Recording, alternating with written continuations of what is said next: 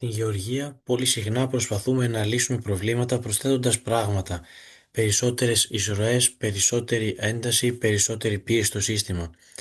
Και όμως πριν ρωτήσουμε τι θα προσθέσουμε, αξίζει να σταθούμε λίγο σε κάτι πιο βασικό. Πώς λειτουργεί πραγματικά ένα φυτό? Η φωτοσύνθεση δεν είναι δεδομένη. Δεν συμβαίνει αυτόματα επειδή υπάρχει φως όπως συχνά υποθέτουμε.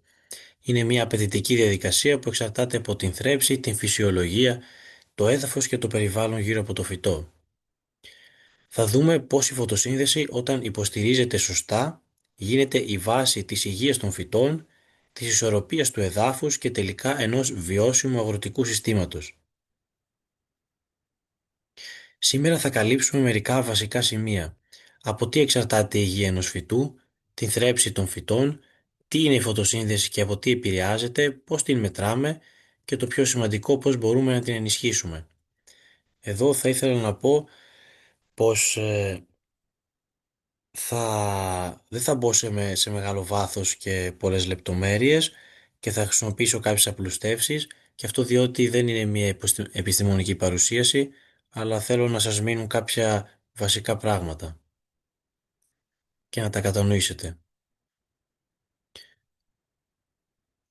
Η υγεία των φυτών είναι ένα σύνθετο θέμα όπως και των ανθρώπων, αλλά μπορούμε να την αναγάγουμε σε τρεις βασικούς πυλώνες.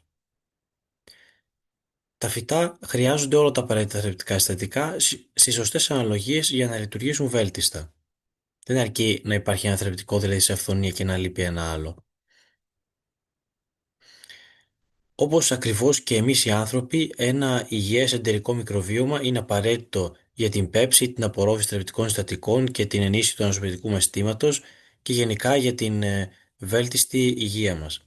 Έτσι και στο έδαφος και για τα φυτά, τα ωφέλιμα μικρόβια που υπάρχουν στο έδαφος γύρω από τις ρίζες είναι ζωτικής σημασίας για την υγεία των φυτών. Επίσης το περιβάλλον είναι σημαντικό, διότι εάν είναι τοξικό και υπάρχει συνεχόμενο στρες, αυτό θα επηρεάσει την υγεία μας. Θέλουμε ένα περιβάλλον το οποίο να είναι όσο πιο υγιές και ιδανικό γίνεται. Η θρέψη των φυτών μπορούμε να την χωρίσουμε σε δύο βασικά μέρη. Στην παραγωγή ενέργειας, όπου τα φυτά, όπως γνωρίζουμε, είναι αυτότροφοι οργανισμοί, δηλαδή παράγουν τη δική τους ενέργεια μέσα από τη φωτοσύνθεση, αλλά και στην πρόσδεση θρεπτικών στοιχείων, τα οποία θα πάρουν στη συνέχεια από το έδαφος. Η φωτοσύνθεση είναι η πιο σημαντική βιοχημική διαδικασία στον πλανήτη. Είναι η βάση σχεδόν όλης της ζωής. Αυτή που βλέπετε είναι η εξίσωση της φωτοσύνθεσης. Με απλά λόγια, τα φυτά παίρνουν διοξείδιο του άνθρακα από τον αέρα, νερό από το έδαφος και με τη βοήθεια του ηλιακού φωτός το μετατρέπουν σε γλυκόζη, το φαγητό τους δηλαδή, η ενέργειά τους, και οξυγόνο. Στην συνέχεια, μέρος της γλυκόζης που έφτιαξαν θα πάει στις ρίζες και από εκεί θα το εκρίνουν προς τα έξω. Και όπως καταλαβαίνετε, σε καμία περίπτωση αυτό δεν είναι μια σπατάλη ενέργειας, χωρίς λόγο να σπαταλήσουν ενέργεια, αλλά υπάρχει συγκεκριμένος λόγος το κάνουν, και αυτός είναι να, να προσελκύσουν και να ταΐσουν μικροοργανισμούς, οι οποίοι συνέχεια θα, θα φτιάξουν μια συμβιωτική σχέση με το φυτό. Και ο στόχος είναι το φυτό να πάρει όλα τα θρεπτικά στοιχεία που χρειάζεται. Τα ζάχαρα που ταΐζουν όμως στις ρίζες τους για τα μικρόβια, όπως βλέπουμε και εδώ πέρα τον τύπο της γλυκόζης, αποτελούνται από άνθρακα, υδρογόνο και οξυγόνο. Δεν περιέχουν άλλα θρεπτικά στοιχεία. Οπότε τα μικρόβια τρώνε αυτή την ενέργεια, τα ζάχαρα, και μετά αποσαθρώνουν πετρώματα, επικοδομούν οργανική ύλη για να πάρουν όλα τα θρεπτικά στοιχεία που χρειάζονται. Εδώ τώρα θα δούμε τον ριζοφαγικό κύκλο. Είναι κάτι επαναστατικό για την θρέψη των φυτών και κάτι πολύ ιδιαίτερο. Τα φυτά, εφόσον τάισαν και ανέπτυξαν μικρόβια γύρω από τις ρίζες τους, τα παίρνουν από τις άκρες των ριζών, οι οποίες είναι πορώδεις, τα ρουφάνε μέσα στη ρίζα και εκεί πέρα τους αφαιρούν το κυταρικό τείχομα μέσα από κάποια διαδικασία και κάποια τα τρώνε ολόκληρα, ενώ άλλα τα ξεζουμίζουν και τα στέλνουν πάλι έξω, τα βγάζουν έξω προς το έδαφος και έτσι δημιουργούνται για τα ριζικά τριχύδια.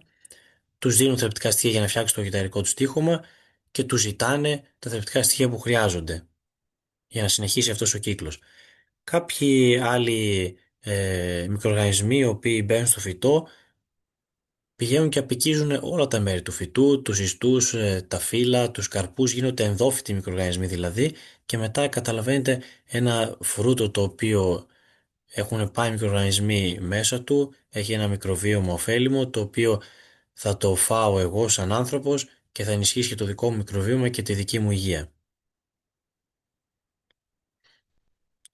Με απλά λόγια, τα φυτά αυτό που κάνουν είναι να εκτρέφουν μικροοργανισμούς. Όπως εμείς εκτρέφουμε ζώα, τα φυτά εκτρέφουν μικροοργανισμούς. Κάποιους από αυτούς τους τρώνε, κάποιους άλλους τους ξεζουμίζουν και συνεχίζεται όλος αυτός ο κύκλος. Το πρόβλημα εδώ πέρα που δεν λειτουργεί συνήθως αυτός ο ριζοφαγικός κύκλος είναι ότι δεν υπάρχει έντονο και σε μεγάλη ποσότητα μικροβίωμα εδάφους, πολλοί μικροοργανισμοί δηλαδή. Και αυτό γιατί για να αναπτυχθούν πολλοί μικροοργανισμοί θα πρέπει κάποιος να τους ταΐσει. Όταν τα φυτά συνήθως που καλλιεργούμε φωτοσυνθέτουν μέχρι το 20% των δυνατοτήτων τους, τότε ο τρόπος που αξιοποιούν αυτά τα ζάχαρα είναι ο εξής. Ας πούμε για παράδειγμα ότι όταν φωτοσυνθέτουν στο 20% των δυνατοτήτων τους παράγουν 500 γραμμάρια γλυκόζης ή 500 μονάδες ενέργειας.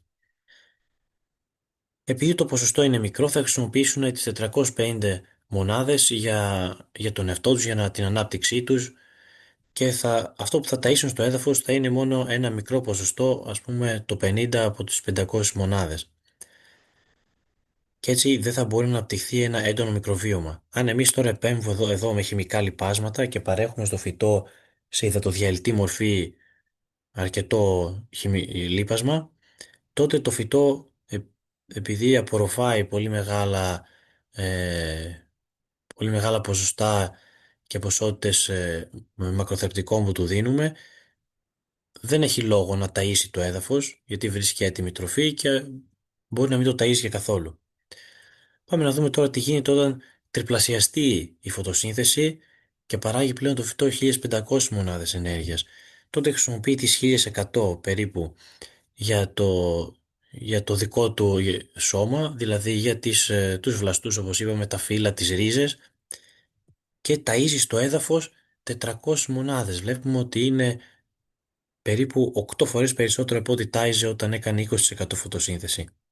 Αυτός είναι ο τρόπος για να αναπτυχθεί ένα πολύ έντονο μικροβίωμα στο έδαφος, αλλά και ενώ καλλιεργούμε φυτά, να ανεβάσουμε την οργανική ουσία στο έδαφος. Είναι ο πιο οικονομικός και γρήγορος τρόπος να ανεβεί οργανική ουσία και μέσω της υψηλής φωτοσύνθεσης, όταν φυτά φωτοσυνθέτουν σε τέτοιον βαθμό, μπορούμε να ανεβάσουμε την οργανική ουσία ακόμα και μισό ή 1 ή 1,5 ακόμα της εκατό σε έναν χρόνο.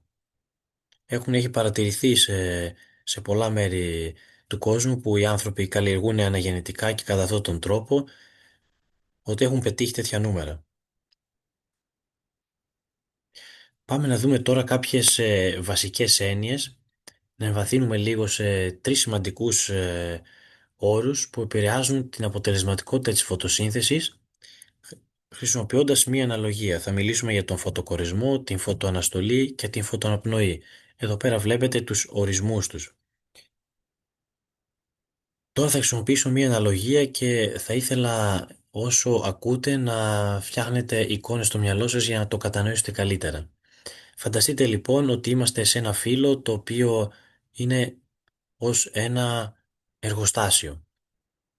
Μπαίνοντας σε αυτό το εργοστάσιο βλέπουμε κάποιες ενεργειακές μηχανές, κάποιες μηχανές ας πούμε 10 στον αριθμό, οι οποίες είναι αυτόματες, δεν χρειάζονται άνθρωπο να τις λειτουργήσει και παίρνουν ως πρώτες ύλες το ηλιακό φως και το νερό και αυτό που παράγουν είναι ενέργεια με τη μορφή, ας το πούμε, χρημάτων. Παράγουν χρήματα.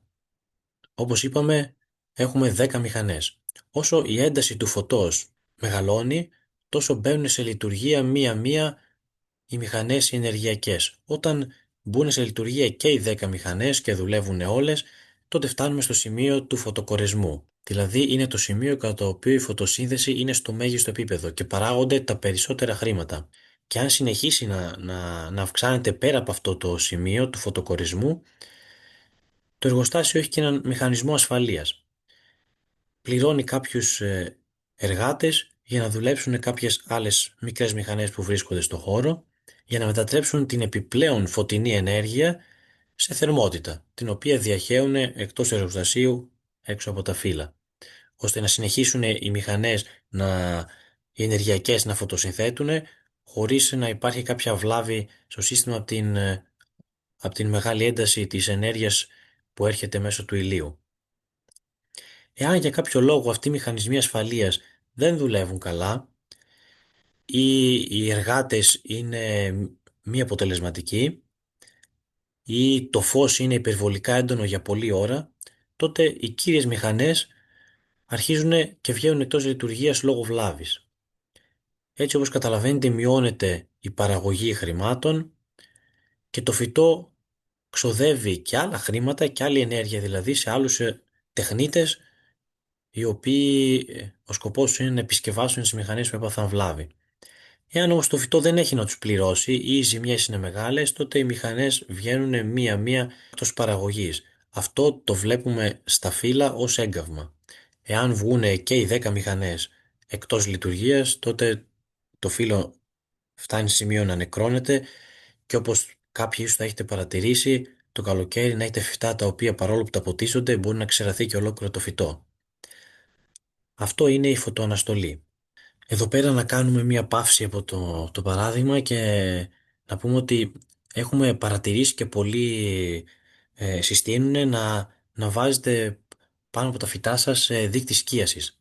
Εδώ πέρα αντί να λύσουμε την πηγή του προβλήματος που είναι η κακή υγεία του φυτού, πάμε να λύσουμε το σύμπτωμα, το οποίο είναι η ένταση του φωτός. Έτσι τι γίνεται και γιατί τα φυτά όταν βάζουμε δείκτη σκίασης πηγαίνουν καλύτερα?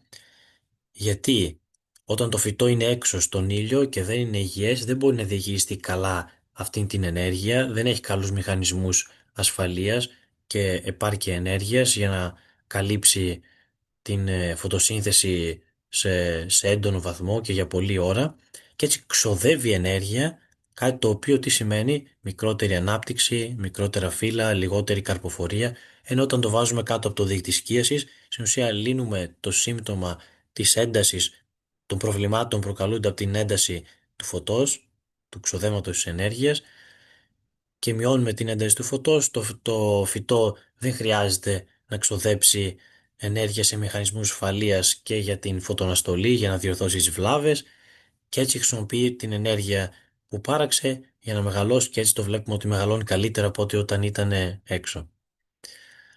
Συνεχίζουμε τώρα το παράδειγμά μας, μπαίνουμε πάλι στο εργοστάσιο, στο οποίο υπάρχουν κάποιες άλλες μηχανές, οι οποίες είναι οι μηχανές παραγωγής φαγητού.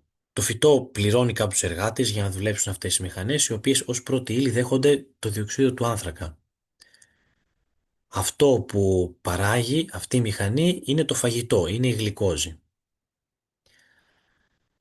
Αυτές οι μηχανές όμως έχουν και μία δυναμία. Εάν υπάρχει έλλειψη διοξιδίου του άνθρακα στον χώρο ή αν η θερμοκρασία στον χώρο του εργοστασίου, στο φύλλο δηλαδή, ανεβεί πολύ, η οποία αυτή η άνοδος θερμοκρασίας συμβαίνει κυρίως όταν δεν δουλεύει σωστά ο εξαερισμός του εργοστασίου, δηλαδή όταν το φυτό δεν μπορεί να υδρώσει και να ψυχθεί, όπως εμείς υδρώνουμε για να δροσιστούμε, έτσι και το φυτό υδρώνει εξατμίζοντας νερό, η διαπνοή δηλαδή, για να δροσιστεί.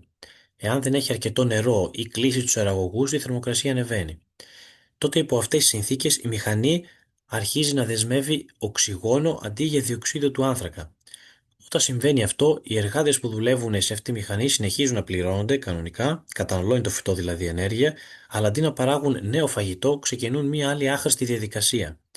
Είναι σαν να πληρώνεις εργάτες για να δουλεύουν σε μία μηχανή που όχι μόνο δεν παράγει τίποτα καινούριο, αλλά καταναλώνει και φαγητό το οποίο είχε παράξει προηγουμένως. Όταν συμβαίνει αυτό, το φυτό απελευθερώνει στην ατμόσφαιρα πίσω διοξείδιο του άνθρακα που είχε δεσμεύσει πριν. Αυτή η σπατάλη ενέργειας και πρώτης ύλης είναι, και φαγητού ονομάζεται φωτοαναπνοή. Όταν ένα φυτό είναι υγιές, τι σημαίνει? Σημαίνει ότι το εργοστάσιο είναι καλά συντηρημένο, έχει αρκετές και περισσότερες ενεργειακές μηχανές, έτσι μπορεί να διαχειριστεί περισσότερο φως, έχει περισσότερους και ικανούς εργάτες και έχει και επάρκεια σε χρήματα ώστε να πληρώσει και να ξοδέψει όσο χρειάζεται για να μπορεί να διατηρήσει την φωτοσύνθεσή του σε μεγάλα επίπεδα, χωρίς η ένταση του φωτός να του προκαλεί ζημιές.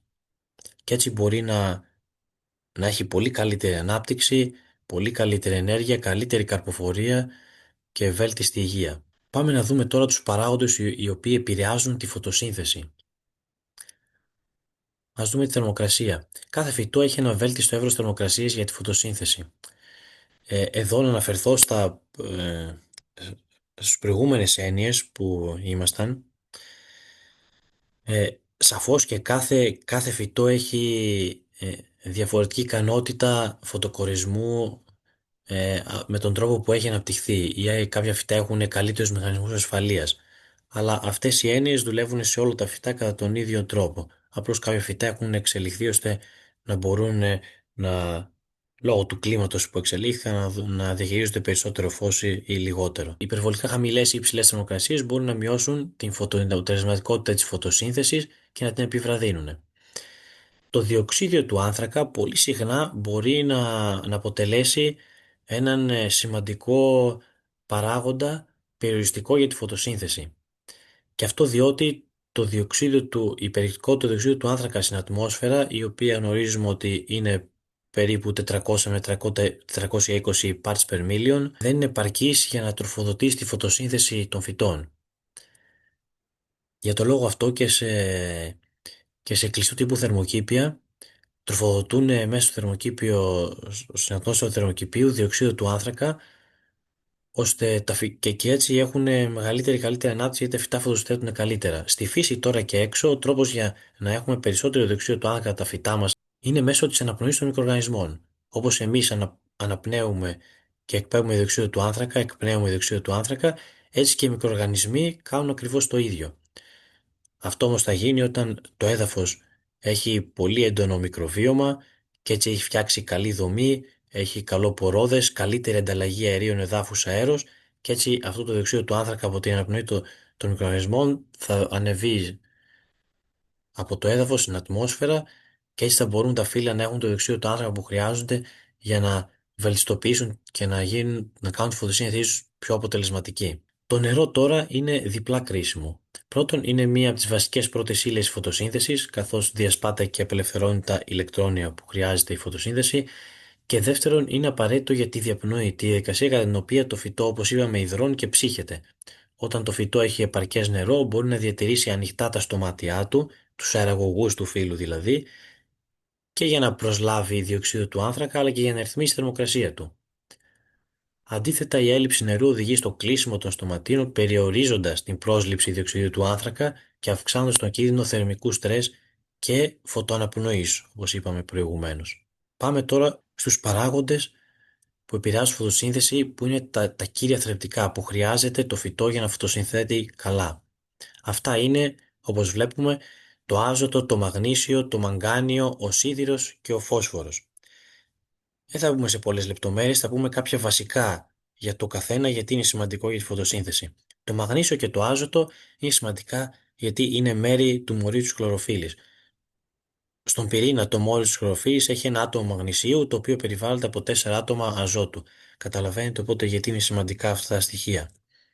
Ο σίδηρος είναι πολύ σημαντικός και απαραίτητος για τη σύνθεση αυτών των φωτοσυνθετικών χρωστικών, όπως λέμε. Η χλωροφύλλη δηλαδή είναι η χλωροφύλλη Α, η χλωροφύλλη Β και τα καροτενοειδή.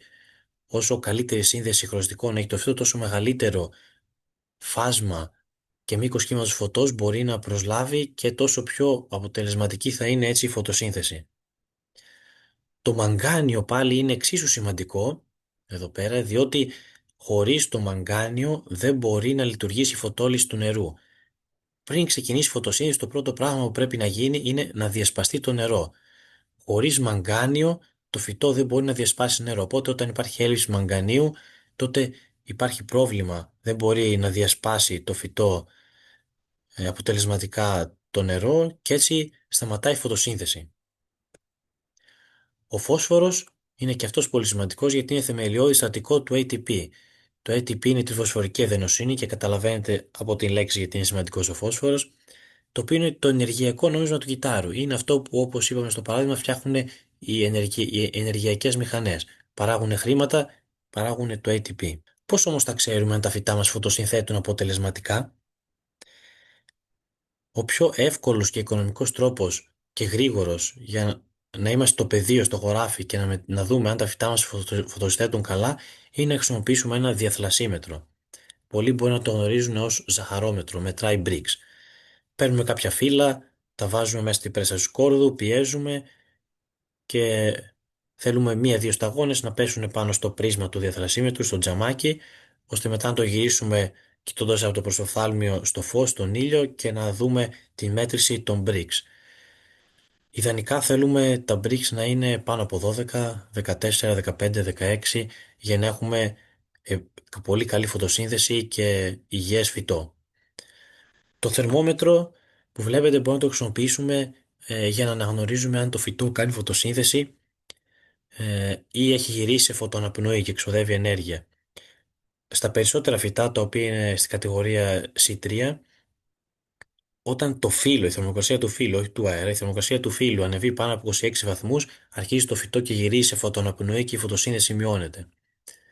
Στα C4 φυτά, τα οποία από αυτά που καλλιεργούμε είναι το καλαμπόκι για παράδειγμα ή τα ζαχαρότευσλα, αυτή η θερμοκρασία μπορεί να είναι από 30 μέχρι 35 βαθμούς. Είναι ο τρόπος που φωτοσυνθέτουν και παράγουν ζάχαρα είναι λίγο διαφορετικός και έτσι μπαίνουν πιο αργά στη φωτοαναπνοή. Διαχειρίζονται καλύτερα το διοξείδιο του άνθρακα δηλαδή. Τι γίνεται τώρα όμως εάν τα bricks που βλέπω είναι χαμηλά, 3 με 4, το οποίο είναι κάτι πολύ σύνηθες και το έδαφος μου είναι νεκρό? Όπως είδαμε, το φυτό για να φωτοσυνθέσει καλά και να παράξει ενέργεια πρέπει να συνεργάζεται με ένα έντονο μικροβίωμα εδάφους, το οποίο του παρέχει ό,τι θρεπτικά χρειάζεται και φυσικά θα έχει καλύτερη δομή, καλύτερη συγκράτηση νερού στο έδαφος, περισσότερο διοξείδιο του άνθρακα για το φυτό για να φωτοσυνθέτει πολύ καλά και να είναι υγιές. Σε τέτοιες συνθήκες οι οποίες είναι πολύ κοινές με τον τρόπο που καλλιεργούμε τώρα, ο τρόπος για να αυξήσουμε και να βελτιώσουμε άμεσα τη φωτοσύνθεση είναι μέσω διαφυλικών λιπάσεων με ό,τι χρειάζεται βάσει ανάλυσης. Εδώ πέρα αυτό δεν είναι κάτι απλό, η λίπανση είναι ένα μεγάλο θέμα από μόνη της και χρειάζεται πολλή γνώση. Δεν σημαίνει σε καμία περίπτωση ότι θα ρίξουμε αυτά τα θρεπτικά που αναφέραμε, θα πάμε και θα τα ρίξουμε όλα αυτά. Πρέπει να δούμε τι ελλείψεις έχει το φυτό πρώτα, που ακόμα και εκεί πέρα θα πρέπει να γνωρίζουμε τις κινητικότητες και τις αλληλεπιδράσεις των θρεπτικών μεταξύ τους, ώστε να γνωρίζουμε τι ακριβώς θα χρησιμοποιήσουμε, ποιο σκεύασμα για να βελτιστοποιήσουμε τη φωτοσύνθεση. Το σημαντικό επίσης είναι η ανάλυση. Οι αναλύσεις είναι και αυτές ένα μεγάλο θέμα και θα κάνω στο μέλλον ένα webinar και για τις αναλύσεις, γιατί υπάρχουν πολλών ειδών αναλύσεις, αλλά εδώ πέρα θα ήθελα να επικεντρωθώ σε αυτά που κάνουμε κατά κόρον εδώ στην Ελλάδα και πώς μπορούμε να λιπαίνουμε σωστά. Εάν χωρίς καμία ανάλυση κάνω μία πρόταση λίπασης και θεωρείται τυχαία, τότε με μία ανάλυση εδάφους, μία κοινή που γίνεται εδώ πέρα, η, η πρόταση λίπασής μου θα είναι κατά 90% τυχαία. Μιλάω συγκεκριμένα για τη λίπανση. Και αυτό διότι αυτό το αποτέλεσμα μου δίνει μία τέτοια ανάλυση εδάφους είναι τα θρεπτικά στοιχεία τα οποία είναι σε ανόργανη υδατοδιαλυτή μορφή, αλλά δεν μπορώ να συμπεράνω από αυτήν ασφαλώς τι από αυτά μπορεί να πάρει το φυτό. Να το πάρει, γιατί μπορεί να είναι σε μορφές οι οποίες δεν μπορεί να τις πάρει το φυτό ή τις παίρνει και δεν μπορεί να τις χρησιμοποιήσει. Έπειτα έχουμε την φιλοδιαγνωστική ανάλυση ιστού που γίνεται, η οποία ναι μεν είναι πιο ακριβής και καλύτερη από του εδάφους, αλλά πάλι έχει ένα πρόβλημα, διότι τα θρεπτικά στοιχεία τα αποτελέσματα που μας δίνει των θρεπτικών, μπορεί το φυτό να τα είχε πάρει είτε παλαιότερα και τώρα να μην τα έχει αν τα χρειάζεται τώρα, απλά τα έχει υποθηκεύσει στον ιστό του, είτε μπορεί να ανιχνεύει ακόμη και θρεπτικά συστατικά τα οποία έχουν μείνει από διαφυλικές λιπάσεις πάνω στα φύλλα και για κάποιο λόγο δεν έχουν απορροφηθεί. Οπότε καταλαβαίνετε ότι και εδώ πέρα η λίπασή μου δεν θα είναι ακριβής. Υπάρχει όμως και η ανάλυση πάλι φυλλοδιαγνωστική, αλλά φυτικού χυμού του φύλου. Αναλύει τον χυμό του φύλου. Είναι σαν να κάνουμε εμείς εξέταση αίματος.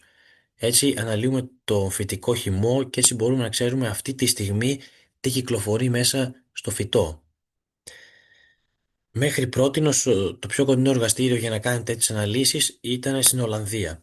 Από εδώ και στο εξής θα μπορούμε και εμείς να διενεργήσουμε τέτοιες αναλύσεις και οι καλλιέργειες που καλύπτουμε αυτή τη στιγμή είναι η ντομάτα, το καλαμπόκι, το σιτάρι, το αμπέλι, η πατάτα και η φράουλα.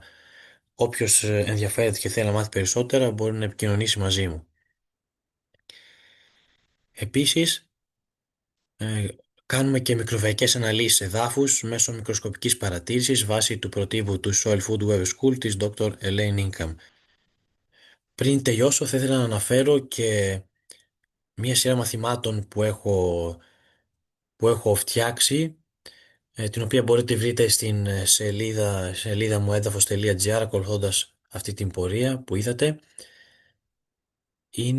Το ονομάζω τα στάδια υγείας των φυτών και εδώ πέρα θα εμβαθύνουμε και στη φωτοσύνθεση που είναι η βάση της υγείας των φυτών, αλλά και στα υπόλοιπα στάδια τα οποία εάν ακολουθήσουμε θα έχουμε υγιή φυτά τα οποία δεν έχουν προσβολές ούτε από έντομα ούτε από μικροοργανισμούς. Τέλος, εάν θέλω να αφήσω ένα μήνυμα σήμερα, δεν είναι ένα λείπασμα, ούτε ένας δείκτης, ούτε ένας αριθμός BRICS. Είναι μια υπενθύμηση ότι η γεωργία δεν είναι απλώς παραγωγή τροφής, αλλά είναι βάση πολιτισμού. Οι κοινωνίες στέκονται όταν μπορούν να παράγουν τροφή με ποιότητα, σταθερότητα και σεβασμό στο σύστημα που τη στηρίζει. Κάθε έθνος που θέλει να έχει μέλλον ξεκινά από το πώς διαχειρίζεται τη γη του. Η φωτοσύνθεση δεν είναι απλώς μια βιοχημική διαδικασία, είναι ο τρόπος με τον οποίο ο ήλιος γίνεται τροφή, υγεία, αυτάρκεια και ανθεκτικότητα. Όταν τα φυτά φωτοσυνθέτουν σωστά, δεν χτίζουμε μόνο αποδόσεις, χτίζουμε ποιότητα, σταθερότητα και συνέχεια στον χρόνο. Και έτσι ο παραγωγός δεν είναι απλώς καλλιεργητής.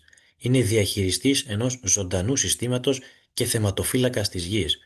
Αν θέλουμε έναν πολιτισμό που να αντέχει και ένα έθνος που να στέκεται στα πόδια του, τότε η απάντηση ξεκινά χαμηλά, στο έδαφος και στα πράσινα φύλλα. Σας ευχαριστώ και θα χαρώ πραγματικά να ακούσω τις δικές σας εμπειρίες από τον αγρό.